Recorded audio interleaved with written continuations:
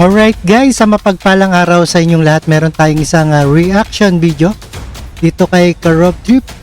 At ito ay posibleng paglabag sa COC ni Banban Tarlac Mayor Alice Guo na pinipirikbika na ng COMELEC.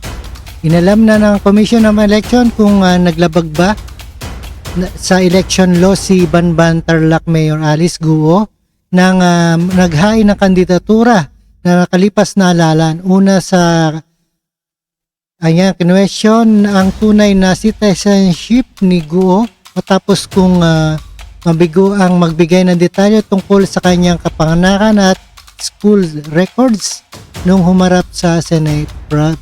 At panoorin po natin ang buong detalye guys. No other further ado, let's do watch. Inaalam na ng Commission on Elections kung talagang may naging paglabag sa batas sa paghahain ng kandidatura ni Banban Tarlac Mayor Alice Guo.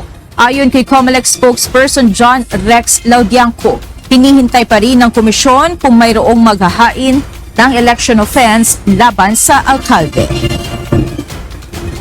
Patuloy naman din po namin tinitignan kung mayroong mga nalabag sa batas at hinihintay din po namin kung mayroong magsasampa ng kasong election offense at makakaasa po kayo kung mayroon man po magpapile ng verified complaint. Ito po ay agad na diringgin ng COMELEC at susulong ang ating tinatawag na preliminary investigation. Nakwestiyon ang tunay na citizenship ni Mayor Guo matapos ang isinagawang investigasyon ng Senado kung saan bigo ang alkalde na magbigay ng mga detalye ukol sa kanyang kapanganakan at school records. Pinaghihinala ang asset ng China si Mayor Guo. Nagugat ang issue matapos ang matuklasan sa kanyang nasasakupan sa Banban Tarlac ang isang malaking pogo hub na illegal na nag-ooperate. Alright, napakinggan po natin at napanood dito sa ating kay Karob Trip. And see you again sa ating next episode ng reaction video ni Road Trip. At maraming salamat sa inyong lahat and peace out.